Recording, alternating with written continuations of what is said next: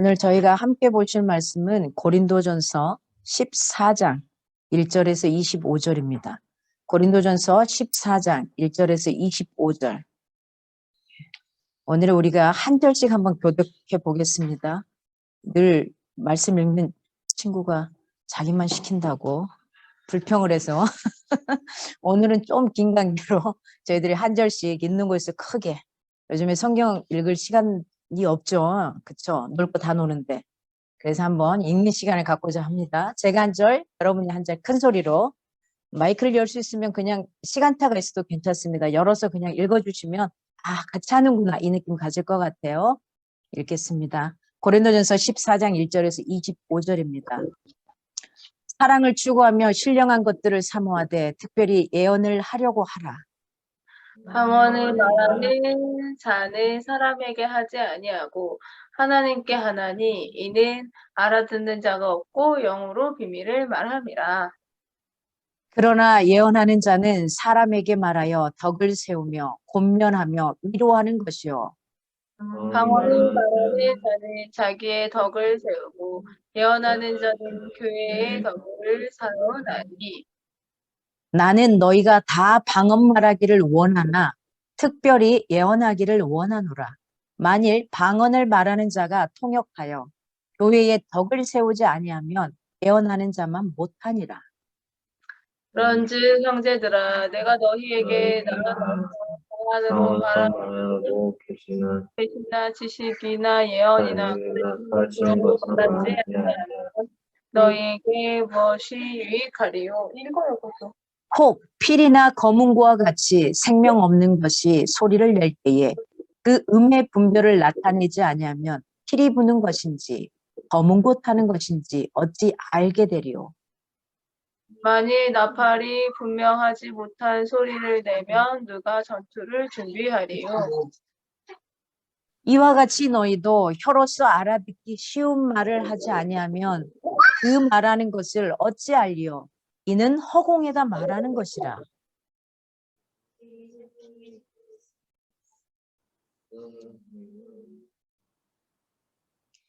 자신 있게 크게 읽어주세요. 서로가 다 그렇게 하시면 안 됩니다. 그러므로 내가 그 소리의 뜻을 알지 못하면 내가 말하는 자에게 외국인이 되고 말하는 자라도 내게 외국인이 되리니. 그러므로 너희도 영적인 것을 사모하는 자인즉 교회의 덕을 세우기 위하여 그것이 풍성하기를 구하라. 그러므로 방언을 말하는 자는 통역하기를 기도할지니. 나를 방언으로 기도하면 나의 영이 기도하거니와 나의 마음은 열매를 맺지 못하리라. 그러면 어떻게 할까? 내가 영으로 기도하고 또 마음으로 기도하며 내가 영으로 찬송하고 또 마음으로 찬송하리라. 그렇지 아니하면 내가 영으로 축복할 때에 알지 못하는 처지에 있는 자가 내가 무슨 말을 하는지 알지 못하고 내 감사에 어찌 아멘하리요. 너는 감사를 잘하였으나 그러나 다른 사람은 덕 세움을 받지 못하리라. 내가 너희 모든 사람보다 방언을 더 말함으로 하나님께 감사하노라.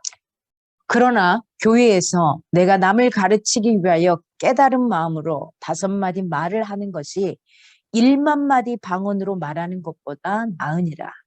형제들아 지혜는 아이가 되지 말고 악에는 어린아이가 되라. 지혜는 장성한 사람이니라.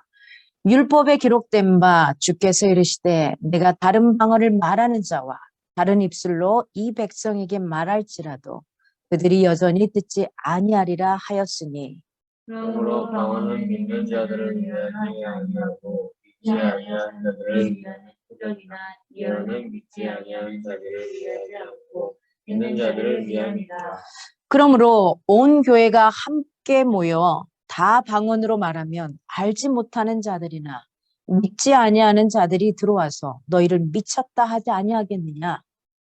그러나 다 예언을 하면 믿지 아니하는 자들이나 알지 못하는 자들이 들어와서 모든 사람에게 책망을 주며 모든 사람에게 판단을 같이 읽을까요? 시작. 그 마음에 숨은 일들이 드러나게 되므로 엎드려 하나님께 경배하며 하나님이 참으로 너희 가운데 계신다 전파하리이다. 아멘. 오늘 본문은 고린도전서 14장 1절에서 25절 말씀입니다. 왜 방언이 아니고 예언을 하라고 말을 할까? 그렇죠? 우리가 교회 다니는 데 있어서 방언이라는 요소 굉장히 좋습니다. 그 부분을 갖고 있으면 또 힘이 나는 것도 맞습니다. 그런데 오늘 성경에 도대체 이 방언이 왜 뭐가 문제이길래 사도 바울이 그토록 이야기를 길게 하는지 이걸 좀 잘 볼 수 있으면 좋겠습니다. 12장에서는 성령님께서 은사를 주신 목적이 뭐였죠? 교회를 세우는 거였어요. 교회의 몸을 세우는 거였어요. 내가 아무리 팔과 다리, 머리가 좋고 명석하고 지혜가 있다 할지라도 내 몸이 문제가 생긴다면, 기본 뼈대가 문제가 생긴다면 온전하게 설 수 있는 한 인격체가 된다는 게 어렵고 힘듭니다. 이것처럼 성령님께서 우리에게 은사, 각자에게 주어진 그 은사, 방언 플러스 여러 가지 것들의 은사를 주신 그 목적이 분명히 뭐라고요? 교회. 이 교회를 세우는 거, 몸을 세우는 거, 공동체를 세우는 거. 그걸 위해서는. 그러면 우리가 좀 더 간단하게 가볼까요? 집안에 있어서 어떤 특별한 재능을 가진 사람이 있다는 것을 뭐 하기 위해서? 그 집안을 세우기 위해서요. 온전한 몸의 형체로 세우기 위해서 그 재능을 줬다라는 거예요. 그냥 나 혼자 잘나라고 주신 게 아니라 나에게 주어진 탤런트, 재능들은 바로 그 가정을 세우라고. 아니면 내가 속해 있는 그 어떤 단체를 세우라고. 내 가족들을 세우라고, 그 누군가를 세우라고 있는 거라는 거죠. 오늘 13장에서 어떠한 신령한 은사라도 뭐가 행하지 않으면, 사랑의 동기로 행하지 않으면, 사랑의 동기로 행하지 않으면 어떻게 할 수 없을까요? 진짜 열매를 맺을 수 없다. 그래서 믿음, 소망, 사랑 가운데 뭐가요? 사랑이. 사랑의 원리가 최우선이다라고 이야기를 하고 있습니다. 그러면서 오늘 본문에 쭉 이어서 오늘 14장, 12, 13, 14장의 은사에 관한 이야기를 계속 하고 있는 겁니다. 그래서 12장, 14장의 은사에 대한 이야기를 하면서 13장 한가운데 사랑이란 것을 대두하고 있죠. 오늘 14장은 그래서 방언과 예언이라는 가장 중요하면서도 말이 많은 이런 부분이죠. 굉장히 중요하면서도 말이 많은, 이보다 더 귀하다는 겁니다. 여기서 우리가 주목할 건 뭐냐? 14장의 그 방언과 예언이라는 가장 중요하면서도 말이 많은 12장 우리가 바라봤던 1절이라든지 금방 우리 좀 전에 봤던 14장 1절에 신령한 은사라는 표현이 나와요. 신령한 은사. 이것에 대해서 구체적으로 설명하기 시작을 합니다. 14장에. 신령한 은사가 뭐냐 이거죠. 14장의 결론은 결국 이거예요. 방언보다는 예언이 더 귀하다. 방언보다는 예언이 더 귀하다. 우리가 12, 13장에 사도 바울이 왜 방언에 대해서 이야기를 했는지 계속해서 바라봤습니다. 여기서 우리가 진짜 주목할 건 뭘까? 바울이 왜 방언과 예언의 은사를 따로 취급해서 설명하고 있느냐 하는 거예요. 보통 이게 세트로 많이 같이 가거든요. 아마 여기 있는 여러분 우리 성도님들 중에서는 방언을 할 수 있는 사람은 있지만 도대체 이게 무슨 말인지 모르는 사람도 있을 거예요. 이게 방언만 할 줄 아는 사람도 있고 어떤 사람들은 방언을 하면서 내가 이런 기도를 하고 있구나 이걸 아는 사람도 있어요. 또 여기 더 나아가서 통역하는 은사를 가진 사람들도 있어요. 그래서 그 사람은 다른 사람이 방언하는 걸 통해서 그걸 또 어떤 말인지 통역하는 사람도 있습니다. 그런데 왜 하여튼 오늘 본문에 방언과 예언에 대해서 이 은사를 따로 취급해서 설명하고 있다는 거죠. 그것은 고린도 교인들의 은사에 대한 잘못된 인식, 이거하고 관련있습니다.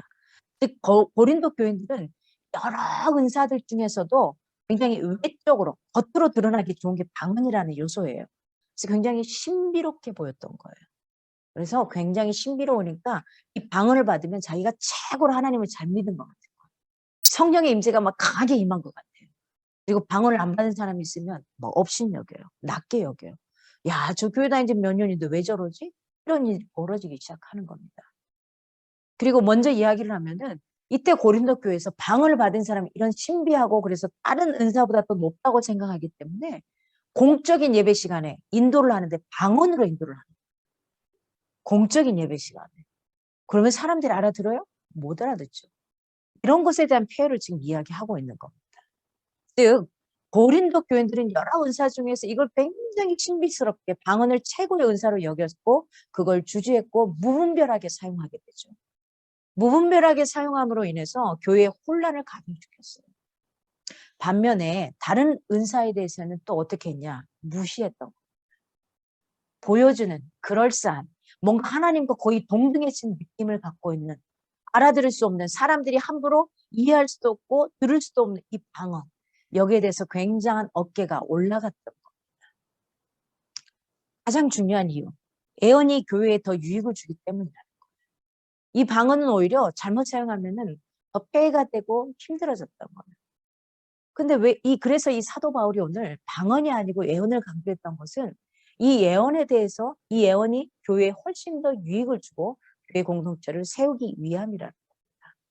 그래서 오늘 14장을 두 곳으로 나눠서 한 장을 전체를 볼까 하다가 나눴습니다. 오늘 본문의 1절에서 25절은 이해의 부분에 있어서 이야기를 할 거고요. 마지막 26절부터 40절에 이르는 것은 질서의 측면에서 이야기를 할 거예요. 우리가 어떻게 방언과 예언을 이해할 것인가. 그 다음에 다음 주에는 우리가 그 질서의 측면에서 어떻게 가져갈 것인가. 그래서 이 방언과 예언을 비교해서 좀 보고자 합니다. 오늘 본문은 바로 이해의 측면에서 살펴보고자 합니다. 첫 번째는 1절에서 5절을 봅니다. 교회의 덕을 세움에 있어서 방언에 대한 예언의 상대적인 유일함을 이야기하고 있어요. 상대적인, 절대적이다가 아니에요. 얘보다 얘가 낫다가 아니에요. 지금 사도 바울은 이 방언을 잘못 사용하는 그 불편한 진실의 예 때문에 예언을 이야기하는 거지 얘가 얘보다 낫다 이런 뭐 계급적인 관계를 이야기하는 게 아니라는 거예요. 여러분 좀 잘 보셨으면 좋겠어요. 교회 안에서 이런 은사 때문에 일어나는 여러 가지 해프닝이 많거든요. 그리고 제대로 사용하지 못함으로 인해서 주변 사람들도 불미스럽게 하고 서로 떠나게 되고 여러 가지로 불편해져요. 오늘 1절의 바울은 사랑을 추구하라 이 말로 시작을 해요. 14장을 시작하면서 특별히 뭐를요? 신령한 은사를 예언을 사모하라 라고 표현을 합니다.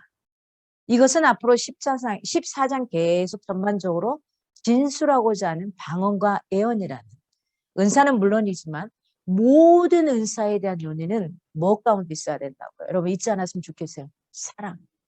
사랑이 전제되지 않으면 안 돼요. 사랑이라는 이 빛 가운데서 이해할 것을 요구하는데 여기서부터 출발을 하고 있어요. 그 어떤 재능도 그 어떤 은사도 여러분에게 주어진 탤런트 이것들은 다 어디서부터 비롯돼야 된다고요? 사랑에서부터. 그래서 1절에서 그렇게 쭉 시작을 해갑니다. 그러면서 2절에서 5절을 보면은 우리가 공적인 예배, 지금 이런 예배, 뭐 기타 등등 여러 가지 있잖아요. 수요일도 있고 금요일도 있고 새벽도 있고 또 같이 모이는 여러 가지 공적인 예배에서 가장 중요한 건 뭐냐? 뭐가 중요할까요? 회중이 이해할 수 있느냐 하는 거죠. 여러분 지금 제가 말하는 걸 이해할 수 없으면 예배 순서대로 따라올 수 없는 거죠. 그리고 이 회중들이 예배하는 우리 성도들이 이걸 가지고 인식할 수 있느냐 이거예요. 인식할 수 있는 말, 언어로서 예배를 인도하고 있느냐 이게 중요한 거죠. 그렇잖아요. 지금 제가 한국 사람들을 모시고 한국 예배를 드리는데 영어를 잘한다고 영어로 예배를 이끌어간다. 생각해 보십시오. 이건 자기 자랑이죠. 하나님 주신 재능에 덕을 끼치는 게 아니죠. 사람들은 그냥 듣지 않고 그냥 알아서 대충 눈팅작으로 그냥 감으로 갈 겁니다. 이 부분을 이야기하고 있는 겁니다. 이때 고린도 교회가 이러고 있었다라는 방언의 은사를 받는 사람이 외적인 요소로 굉장히 드러나기 때문에 하나님과 가까웠다고 생각을 하는 거예요. 자기들은 어쩌면 하나님하고 동급이라고 생각하고 있는지도 모릅니다. 그래서 이렇게 회중 앞에 사회를 보는 사람이 방언으로 해요. 한번 생각해보세요. 얼마나 웃깁니까? 막 이렇게 하는데도 같이 막 예배를 드리는 찬양도 찬양 속에 물론 개인적으로 찬양하고 기도할 때 방언 예스예요. 그러나 공적으로 같이 찬양을 하고 기도할 때 방언으로는 자제를 해달라는 거죠. 그건 어쩌면 내 안에서 자랑하고자 하는. 그래서 덕이 아니라 오히려 저 사람들보다 내가 나아라는 이 우쭐거림에 이 속에 있다라는 겁니다. 예언이 왜 더 중요하냐? 사람들이 알아듣고 이해할 수 있는 거죠. 방언은 사람이 알아들을 수가 없어요. 하나님만 알아들을 수 있어요. 예언은 사람들이 받아들일 수 있고 알아들을 수 있어요. 이해할 수 있어요. 그래서 오히려 방언보다는 예언이 뭘요? 교회를 세운다라는 거예요. 훨씬 더 세워줄 수 있다는 거예요. 방언은 영으로 하나님께 말하는 거예요. 그래서 아무도 알아들을 수가 없어요. 자기도 모를 때가 많아요. 여러분 그러지 않아요? 자기도 모를 때가 많아요. 저도 중학교 2학년 때 방언을 받았습니다. 방언이 뭔지도 모르는데 수련회 가서 혀가 꼬꾸라지는 그런 경험을 하게 돼요. 무슨 말인지 하나도 몰랐어요. 때로는 똑같은 단어가 반복되기도 하고 어떨 때는 뭔가 모르는데 막 문장이 줄줄줄 나가기도 하고요. 무슨 말인지 몰랐습니다.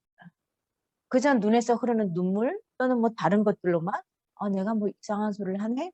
그걸 받고 난 다음에 교회 선생님에게 물어봤어요. 이게 뭡니까?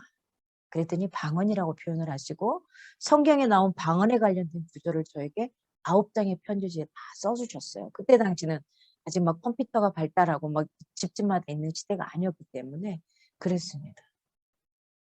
그리고 방언이 무엇인지를 알아가기 시작했고요. 성경을 보니까 네가 방언하는 것보다도 오히려 그걸 해석할 수 있는 통역할 수 있는 은사가 있으면 더 좋다라고 이렇게 써져 있어서 그때부터서 그걸 간구하게 되고 적어도 저는 제가 기도하는 기도는 어떤 기도인지는 압니다. 어떤 기도인지는 압니다. 그래서 제가 기도할 때 어떤 기도로 어떻게 드려야지 이건 나옵니다. 그래서 여기까지는 여러분이 할 수 있는 언어로 할 수 있으면 가장 좋습니다. 어떤 사람은 심지어 내가 방언을 하면 그걸 통변, 번역해주는 사람들도 있어요. 우리가 일반 사회생활도 마찬가지잖아요. 그렇죠? 내가 영어를 몰라. 어떤 사람이 영어를 해요. 그러면 그 영어를 잘하는 사람이 그 자리에서 통역해주잖아요. 이것처럼 영적인 이 은사에도 동일하게 있습니다. 이 방언은 하나님께 말하는 것이기에 아무도 알아들을 수 없다는 거예요. 결국은 누구의 유익일까요? 자신에게만 유익이 있다는 거예요. 자신에게만. 그다음에 애언이 그래서 더 중요하다라고 이야기를 하는 거예요. 애언은 전체, 교회 공동체 전체 유익이 있는 거다. 하지만 방언은 너 자신의 개인의 유익만 있다. 우리가 12장부터 은사를 쭉 보면서 하나님은 우리에게 요구하시는 건 뭐죠? 첫째는 뭐죠? 개인의 유익으로 끝나면 안 되고 누구의? 공동체의 유익. 나의 유익과 너의 유익이 하나 돼서 우리라는 이 공동체의 유익이 돼야 되고 하나님 나라의 유익이 돼야 된다 했어요. 여기에 덕을 세워야 되는 거거든요. 하지만 방언도 통변하는 자가 있으면 사실은 예언과 같은 역할을 하기도 합니다. 그래서 내가 무슨 말하는지 모르는데 그 말을 통해서 또 이렇게 이야기할 수 있는 부분이 되죠. 그래서 개인적인 기도할 때는 방언이 있으면 참 힘이 납니다. 왜냐면요. 사탄이 이걸 몰라요. 무슨 기도를 드린지. 하나님과 나만의 대화이기 때문에 사탄이 알아듣지는 못해요. 그래서 내가 강력하게 기도할 수 있는 힘이기도 합니다. 그리고 또 방언이 있으면 유익도 있어요. 왜요? 내가 한 10분 기도하기도 술래술래 한국말로 하기도 힘든데 이 방언으로 기도하면 30분, 1시간이 쉽게 가기도 합니다. 그래서 이 부분을 무시하라는 게 아닙니다. 그 모든 은사가 왜 주어졌는지 그 목적을 분명히 알고 행해야 된다는 거 이걸 이야기하고 싶습니다. 사랑을 따라서 영적인 은사를 구하는 거. 특히 예언의 은사를 사모하라라고 1절에 말했죠. 혹시 여러분 이 예언을 점치는 걸로 탁각하시면 안 됩니다. 그 다음에 내가 어떻게 될까요? 점쟁이 가서 점치는 거 그 예언하고 다른 내용입니다. 우리가 굉장히 많이 요청하거든요. 그래서 어떤 예언의 은사를 가졌다는 사람들, 신령한 은사를 가졌다는 사람들한테 가서 내가 그 다음에 합격할까요 말까요? 이 사람을 만나서 결혼할까요 말까요? 실제 그런 일들이 90년대 한국에 굉장히 비일비재했었습니다. 그 예언이 아닙니다. 그건 잘못된 언어의 왜곡입니다, 여러분. 사랑이 없는 은사는 아무리 위대할지라도 결국은 죽은 은사라는 거 이걸 꼭 기억하십시오. 방언은 영으로 비밀을 말하는 것입니다. 그 말하는 대상이 사람이 아니라 누구? 하나님. 그래서 사람이 알아듣지 못한다라고 2절에 말하고 있어요. 반면에 3절에는 예언은 사람에게 말하는 것으로서 타인에게 나에게 덕이 아니라 타인에게 덕을 세우기 위해서라는 거죠. 결국 이 예언을 한다는 것은 상대방에게 격려를 주고 위로를 해주는 거예요. 이걸 줄 수 있는 게 바로 예언이에요. 야, 너 이거 합격할 거야 말 거야. 공부해 말아. 이 남자 만나 말아. 이게 아닙니다, 여러분. 이건 점쟁이하고 하는 그 예언하고는 다릅니다. 즉 4절에 이렇게 말해요. 그래서 방언을 하는 자는 자신의 덕을 세우지만은 예언을 하는 자는 누구의 덕을 세운다고요? 교회의 덕을 세운다고 말을 합니다. 바울 자신은 고린도 교인들 모두가 방언을 말하기를 굉장히 원한다고 해요. 그러나 방언을 말하기를 원하지만 그건 개인의 덕으로 끝나지만 한 차원 더 나가서 공동체의 덕을 위해, 교회의 덕을 위해 뭘 하기를, 예언 말하기를 더욱 원한다. 이렇게 표현합니다. 교회의 덕을 세움에 있어서 통역이 없는 방언은 사실은 예언보다는 못하기도 해요. 무슨 말인지도 모르기 때문에. 그냥 하나님만 아시는 거예요. 나는 뭔 말인지 몰라요. 이래서 왜 사도 바울이 왜 방언보다는 예언을 더 사모하라고 이야기했는지 놓치지 않았으면 좋겠어요. 두 번째 부분에 6절에서 11절을 가면은 교회의 덕을 세움에 있어서 가르침이 없는 방언은 무익하다라고 이야기를 해요. 만일 바울이 고린도 교회에 가서 방언으로만 말하고, 생각해보세요. 분명히 사도 바울은 나도 방언을 할 줄 안다 해요. 나도 할 줄 아는데 니네들한테 그렇게 말하지 않지 않냐. 내가 만약에 너희에게 방언으로만 말하거나 또는 계시나 지식 혹은 예언이라든지 가르침의 말씀을 전하지 않는다면 자신의 말이, 내 말이 너희들에게 유익이 되겠느냐. 이걸 6절에 이야기를 하고 있어요. 되지 않는다라고 표현하는 겁니다. 그래서 7, 8절에 쭉 말합니다. 야 보자. 만일 악기가 소리를 내. 근데 악보를 따라서 연주하지 않아. 오늘 우리가 앞에 찬양을 세 곡 하는데 반주자가 열심히 악보에 맞춰서 반주를 하는데 노래하는 제가 혼자서 딴소리를 낸다고 생각해 보세요. 그거 뭐가 되겠어요? 제대로 된 소리를 내지 않는다면 무슨 곡인지 어찌 알게요?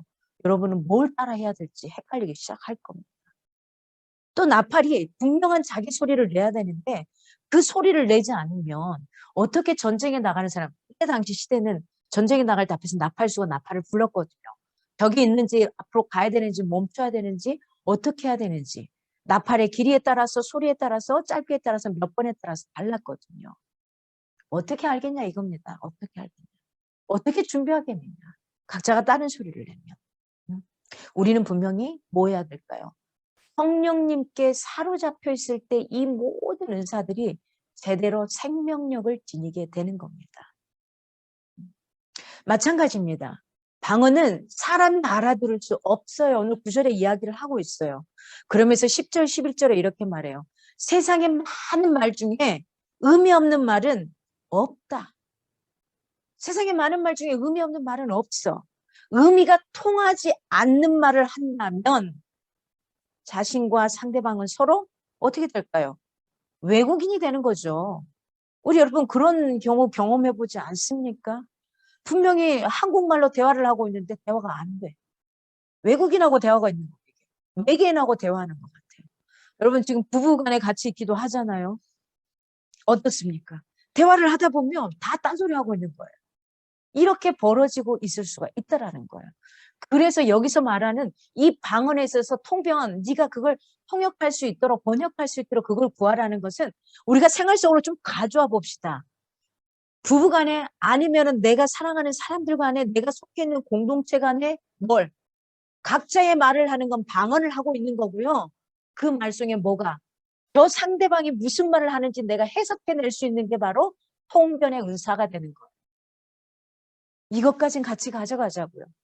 영적으로도 그게 있어야 되지만 육신적으로도 그게 있어야 돼요. 상대방이 어떤 언어를 이야기하는지 그걸 이해하지 못하면 내 언어로만 이해하게 되면 받아들일 수가 없게 되고 싸움이 나게 되고 불편하게 되는 거죠.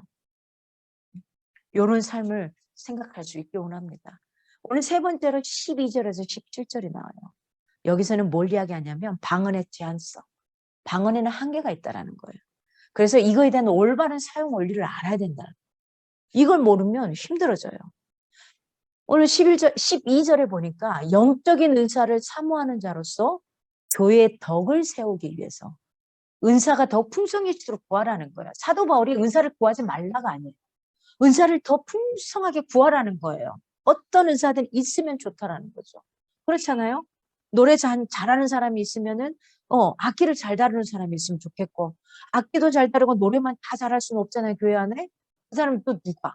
컴퓨터를 잘 다루는 사람이 있으면 좋겠고 이것만 잘 다루는 사람이 아니라 또 어떤 사람은 청소를 잘하는 사람이 있으면 좋겠고 또 어떤 사람은 누군가를 막 먹는 걸로 섬길 수 있는 사람이 있으면 좋겠고, 이런 게 하나가 될 수 있으면 좋지 않겠습니까? 이런 이유로 방언하는 자는 뭐 하도록 13절에 통역하도록 기도하라는 거예요. 서로에게 덕을 세우기 위해서, 서로에게 유익을 주기 위해서. 단순히 통역할지를 모르고 내가 무슨 말 할지 모르는데 방언만 할지 아는 건 자기 자신의 유익밖에 없다라는 거예요. 그래서 방언 기도는 영으로는 기도하지만 마음은 그 의미를 셀 수가 없다고 표현하는 거예요. 영으로는 기도해요. 근데 그게 뭔 말인지 몰라요. 따라서 기도의 열매를 맺지 못하게 된다고 14절에 이야기하고 있는 거예요. 여러분 아시겠죠? 이게 방언이라는 게 여러 가지 은사들 중에 눈앞에 바로 보이는 거거든요. 그래서 굉장히 교만해지기 쉽거든요. 하나님과 동등하다고 생각하거든요. 이게 바로 방언의 기도가 갖는 가장 큰 약점입니다. 그래서 뭘 사모하라고 15절을 보니까 통변의 은사를 사모하라고 이야기를 하는 거예요. 네가 최소한 네가 기도하는 거 어떤 말인지는 알아야 되지 않겠니? 이건 뭐냐면 영으로만 기도할 게 아니라 뭘로도 마음으로도 기도하라는 거예요. 기도하고 찬미하는 것이 좋다. 이렇게 표현하는 겁니다. 그래서 16절, 17절 쭉 보니까 만일 네가 영으로만 감사 기도하면 다른 이는 하답할 수가 없지 않느냐. 아멘을 언제 할지 모르잖아요.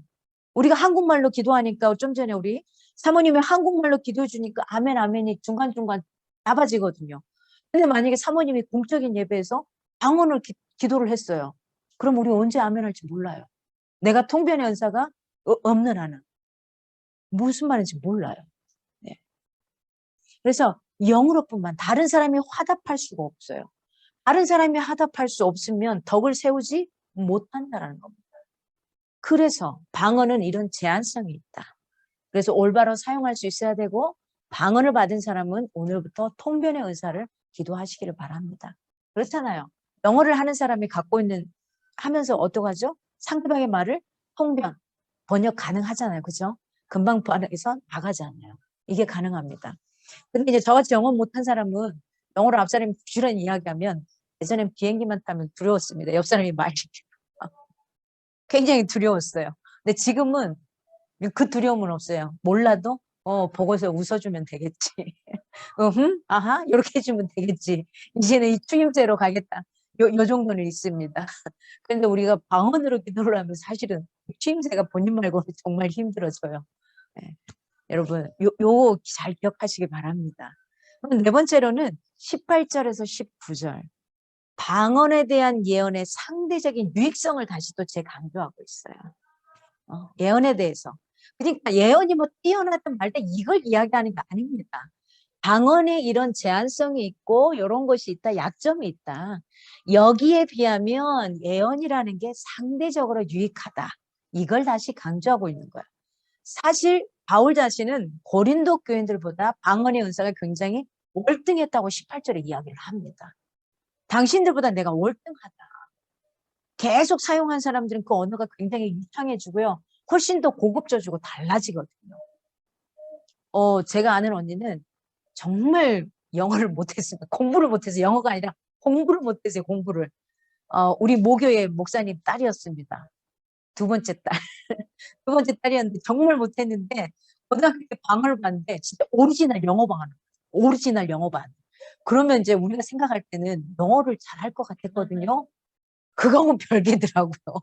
오리지널 영어를 해요. 분명히 내가 아는 단어가 쭉쭉쭉 나와요. 근데 그 언니는 그게 무슨 말인지 하나도 몰라요. 실제 공부에 그게 도움이 되리라 했으면 했는데 또 못하더라고요. 이제 거기에 통변은사까지 받았더라면 아마 영어 공부가 훨씬 소홀했겠죠. 모르겠어요. 또 어떤 사람은 중국어, 자기는 중국 쪽에서 중국은 땅이 굉장히 넓기 때문에 사실은 저 남쪽에 동쪽, 북쪽에 언어가 다릅니다. 마치 우리 뭐 표준어하고 제주도 말이라 그럴까요? 오리지널 제주도 말 우리 알아들을 수 없거든요. 그런 식이에요. 심지어 제가 중국에서 이쪽에서 저쪽으로 갔는데 그 사람들이 나보고 다른 한국 사람이냐고 묻는 게 아니라 남쪽에서 왔어요? 이렇게 묻더라고요. 그냥 중국 사람인데 자기하고 언어가 통하지 않으니까 다른 지역에서 왔나 보다라고 표현을 하더라고요. 그래서 중국 땅이 얼마나 넓은지 그렇습니다. 자기 나라 사람이지만은 서로의 언어를 제대로 모르더라고요. 표준어를 쓰지 않고서 그 지역 사람들이 이야기하는데 이쪽 다른 지역에서 온 그 한족이 전혀 알아듣지 못하더라고요. 여러분, 이겁니다. 사도 바울도 자기 자신이 방언의 은사가 월등하지만 그러나 남을 가르치기 위해서는 어떻게 해야 된다? 다른 사람이 알아듣게 해야 된다는 거예요. 알아듣지 못하는 1만 마디 방언보다는 오늘 성경에 나오죠. 19절 보니까 야 상대방이 알아듣지 못하는 1만 마디 방언 이 말보다는 뚜렷한 의식하에 5마디만 상대방이 알아듣는 말로 해준다면 그게 훨씬 낫다. 이렇게 표현하는 겁니다. 화려하고 멋진 말로 퍼포먼스로 이야기 안 해도 괜찮아. 그러나 짧은 말이지만 상대방을 위로하는 거. 제가 이제 한 주간에 조금 힘든 일이 있었는데 사람들이 저를 보고 어떻게 무슨 말을 해줘야 될지 모르는 사람들이 있어요. 사실 저는 알리지 않았기 때문에 잘 모릅니다. 그런데 별 수 없이 처음에 어떤 사건이 일어났을 때 기도 부탁을 하느라 기도 부탁 때문에 올렸던 사람들에게는 이제 제가 그 상황을 이야기할 수밖에 없었던 상황이었거든요. 이제 그러니까 이제 다들 그런 거죠. 어떻게 말을 해야 될지 몰라요. 근데 그냥 그 보내주는 따뜻한 손길 하나, 눈빛 하나가 그냥 위로가 되는 겁니다. 그냥 위로가. 다른 게 아니라 그냥 위로가. 우리 하은이는 저에게 따뜻한 카페 아메리카노와 쿠키 하나를 싹 보내주더라고요. 근데 뭐 다른 말은 없어요. 그러니까 아마 자기는 목사님 수고하셨어요. 힘내세요. 이런 의미일 것 같아요. 근데 그냥 그거 딱 보내주고 그냥 따뜻하라고 그랬던 거 하여튼 뭐 무자 그랬어요. 그거 하나면 된 거죠. 그냥 그 마음이 전달되는 겁니다. 그러니까 오늘 여기서는 많은 말이 필요 없어요. 사실은 서로 간에 어떤 거요? 보다 성숙한 성도는 감사의 차원이 달라야 합니다. 감사의 차원이. 이 감사의 차원이 다르려면은 어떻게 해야 되냐? 성령의 임재가 있으면 달라집니다. 성령의 임재가 있으면. 어렵습니다. 쉽지 않습니다. 하나님 앞에 있는 게. 네. 거의 그냥 그래요. 모든 사람들이 정신없는 그 상황 속에서 제가 진두지휘를 하고 있더라고요. 집에서 중간밖에 안 되는데. 제가 진두지휘를 하고 있더라고요. 모든 것들을. 누군가는 또 정신을 차리고 가야 되기 때문에 그렇습니다, 여러분. 오늘 방언하고 예언도 우리가 살아가는 거하고 동일합니다. 꼭 기억하십시오. 지금 단순하게 방언 떼어서 생각하지 마십시오. 우리가 생활할 때 방언은 나 개인이야. 그냥 나 자신의 유익만을 위해서 살아가는 거예요. 근데 그 예언은 내 가족의 공동체, 교회의 공동체, 내가 속해 있는 회사의 공동체, 여기에 같이 유익을 위해 살아가는 거예요. 그래서 내가 방언을 훨씬 더 낫게 만들려면 어떻게 해야 되냐? 어떻게 해야 돼요? 상대방의 언어를 잘 파악해서 같이 세워가는 거예요. 오늘 마지막에 20절에서 25절은 방언과 예언의 상반된 근본적인 목적이 뭔지, 그리고 그 예언, 은사, 이것을 사모하라고 권장하고 있어요. 예언의 은사를 사모하라. 악에는 어린아이가 되며 지혜에는 장성한 사람이 되라고 권면을 해요. 20절에 보니까. 악에는 어린아이가 되래요. 순수하라는 거죠. 이거 더러운 건데? 싫어. 우리 엄마가 싫어했던 건데? 아니야. 우리 아빠가 그거 하지 말라 했는데 안 하는 겁니다. 지혜는 장성한 사람이 되는 거죠. 세월이 흐르고 나이가 들면 어떻게 되죠? 점점 뭔가가 쌓여가잖아요. 경험치가 있고 나가는 게 있잖아요. 그래서 이런 사람이 되라는 겁니다. 불순종하는 이스라엘 백성이 다른 방언을 하는 아수르인 지배를 받게 되어도 끝까지 불순종할 것을 예언하였던 이사야. 28장 11절에 12절의 말씀을 오늘 21절에 인용하고 있는 겁니다. 이처럼 방언은 믿지 않고 불순종하는 자들을 향한 표적임을 밝히고 있어요. 그러나 22절 보니까 예언은 믿는 자들을 위한 은사라는 거예요. 믿는 자들을. 23절 보니까 교회가 모였을 때 모두가 방언으로 말하면 어떻게 된다는 거죠? 초신자라든지 교회를 방문한 불신자들이 보고 뭐라 그럴까요? 좀 미쳤구나. 좀 미쳤구나. 이런 일이 벌어집니다. 좀 이상하네. 저게 뭐죠? 광인들의 집합체 같네. 이런 거. 그리고 90년 초반에 한참 이런 것들 때문에 방언하고 나가는 거, 그 교회를 조금 부정적으로 그려나가는 그런 드라마들이 또 성행한 적도 있었습니다. 교회 안에 이 방언적인 요소를 굉장히 부각시켜서 신비롭게 만들었던 순간들이 있었거든요. 교회는 불신자들로 하여금 이질감을 느끼게 해서는 안 됩니다. 그래서 같이 공동체로 함께 했을 때는 방언을 약간은 자제를 하고 개인적으로 하나님과 친밀하게 기도할 때는 방언을 마음껏 사용하시기를 권장드립니다. 그러나 모두가 예언을 하면 그들의 말을 통해 뭐죠? 불신자나 초신자가 가책을 받게 될 것이고 마음의 숨은 일들도 드러나게 된다고 오늘 표현을 해요. 그래서 그들이 하나님께 경배하는 회개의 역사가 있을 것이고 또 교회 중에 결국은 하나님의 살아계심을 인정하는 게 예언이라는 요소입니다. 이걸 통해서 야, 너 이렇게 될 거다 저렇게 될 거다 점치는 게 예언이 아니라는 거. 근데 사실은 이 예언을 하기 쉬운 게 있어요. 뭐죠? 세상의 법칙이 여기서 다 나오는 겁니다. 어떻게 지금 이 사람이 어떻게 살아가고 있느냐에 따라서 그 다음은 분명히 이야기할 수가 있어요. 되다 안 되다는 그 사람이 어떻게 살아가고 어떤 생각을 가지고 무엇을 믿고 무엇을 신뢰하고 살아가느냐에 따라서 그의 삶은 불 보듯이 뻔한 겁니다. 마찬가지죠. 내가 지금 신앙생활을 어떻게 하고 있는지, 성령의 임재 가운데 제대로 서 있는지 이거에 따라 달라지는 거죠. 여러분, 가정에서 어린 자녀와 부모의 차이가 어디에 있습니까? 우리 세아와 우리 엄마 아빠의 차이가 어디에 있어요? 세아는 자기밖에 몰라요. 자기가 배고프면 떼쓰는 거고요. 졸리면 떼쓰는 거고요. 놀고 싶으면 나가자고 떼쓰는 거고요. 다 여기서 끝나요. 내 위주야, 내 위주. 방언이 바로 이렇다는 거예요. 방언이 갖고 있는 제한성은 이렇다는 거예요. 자기의 유익만을 위해서 가는 거예요. 하지만 부모는 어떻죠? 항상 전체를 보죠. 전체를. 내 남편도 봐야 되고, 내 아내도 봐야 되고, 내 아이도 봐야 되고, 여기만 봅니까? 양가 부모도 봐야 되고, 기타 등등 여러 가지를 다 보게 돼요. 이게 부모예요. 이게 예언이라는 거예요. 공동체에 내가 속해 있는 그곳에 유익까지 같이 보는 거. 그래서 물질 사용도 혼자는 잘하지 못하는 거죠. 단 몇 푼이라도 아껴서 어떻게 되죠? 뒷바라지 하는 거죠. 근데 여러분 그러지 않았으면 좋겠어요. 자식이 우선이 아니라 남편과 아내는 남편과 아내가 영순이 돼야 됩니다. 기억하십시오. 하나님이 세우신 가정 이게 영순입니다. 이 두 사람이 가장 멋지게 제대로 합력하여 선을 이룰 때 내 자녀들에게는 그 사랑이 절로 흘러가게 되어 있습니다. 아이가 1순위가 되면 절대 안 됩니다. 하나님이 주신 이 권위 아래 여러분 둘이 먼저 하나로 온전한 사랑을 하십시오. 이 온전한 사랑을 할 때 우리 아이들이 그 사랑의 줄기를 먹고 제대로 성장해 갑니다. 아이에게 가지 않도록 꼭 기억하시길 바랍니다. 여러분, 하지만 또 이래요. 어린 자녀가 장성하게 되면 어떻게 되죠? 생각이 깊어지기 시작하죠. 생각이 깊어지고 나이가 들면 어떻게 생각하죠? 전체를 생각하게 되는 겁니다. 그래서 우리는 지금 어린아이와 같은 신앙생활을 하고 있다면, 어린아이와 같은 가정의 생활을 하고 있다면 이제는 조금 일어나서 갈 수 있기를 바랍니다. 그럼 교회 안에서 진짜 성숙한 그리스도인은 어떻게 알 수 있을까? 그가 어떤 은사를 가지고 있는가? 그가 얼마나 오래 믿었는가? 어떤 직분을 가지고 있는가? 아닌 거죠. 이게 아닌 거죠. 뭐죠? 생각이 어디에 머물러 있는가? 이것을 보면은 그가 진짜 성숙한 그리스도인인가 아닌가를 알 수 있는 겁니다. 정말 성숙한 그리스도인은 교회 공동체 전체를 살펴요.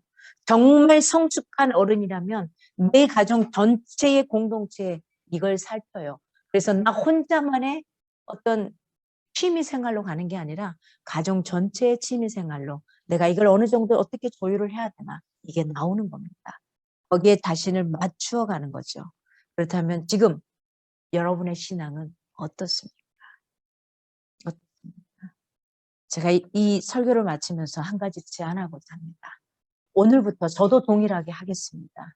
오늘부터 여러분이 챌린지를 하나 했으면 좋겠습니다. 하루에 10분만 성령님의 도우심을 구하는 기도하는 시간을 가졌으면 좋겠습니다. 많이 말고 10분만 딱 정하십시오. 언제 10분을 할 건지. 근데 저는 이런 생각을 했어요. 만약에 직장생활을 한다면 점심을 먹고 난 다음에 화장실에 앉아서 10분. 다른 시간을 막 하려면 힘들잖아. 그냥 화장실에 아니면 아침에 화장실에 갔을 때 10분. 핸드폰 뭐 음악을 틀어놓든 안 하든 내비두고 10분 동안만 하나님께 집중으로 기도하는 거. 성령의 도우심을 구하며 내가 뭘 기도해야 될지 몰라도 괜찮습니다. 성령님 도와주세요. 내가 이 시간 주님 안에서 간절히 있기 원합니다. 그 성령의 임재 가운데, 성령의 은사 가운데 내 안에 사랑만이 있기 원합니다. 내가 우리 공동체에 유익한 자가 되기 원합니다. 그 10분, 하루에 10분 갖기. 그래서 올 연말이 되기 전에 왜 이걸 하냐면, 그래서 110 기도 운동을 했으면 좋겠어. 하루에 10분. 110 하루에 10분. 10분 되게 짧은 것 같지만 안 하던 기도하려면 되게 깁니다. 하루에 10분. 화장실 굉장히 좋은 것 같아요.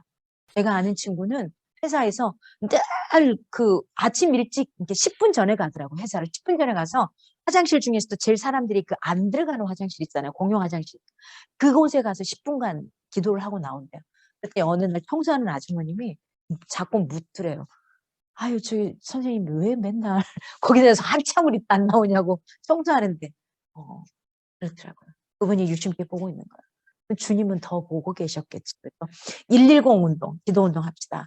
한 해의 마무리. 한 해 동안 내가 마무리하고 그리고 내년을 준비하는 이 기도로 110. 그래서 매일매일 10분 동안 기도할 수 있는 시간 가졌으면 좋겠습니다. 어디든 상관없어요, 그게. 그러나 여러분이 직장이 제일 낫다면 그 시간에 직장 동료들과 함께 나눌 수도 있겠지만 10분만 빼서 밥 먹고 10분만 내 개인 시간을 갖고 그 남은 시간 또 동료들과 함께 좋은 시간 갖고 이 시간을 좀 가졌으면 좋겠다. 집에 와서도 좋은데 집에 하루가 끝나는 시간을 딱 지쳐서 못하기도 하더라고요. 괜찮습니다. 잠자기 전에 내 10분만 딱 하나님과 만나겠다. 이 시간만 기억하십시오. 아침에 일어날 때 바로 10분만 갖겠다. 시간만 기억하십시오. 근데 어디든 화장실은 괜찮은 것 같아요. 집이 됐든 직장이 됐든 어디든 그 시간은 다른 사람 별로 이렇게 의식을 안 해도 되거든요.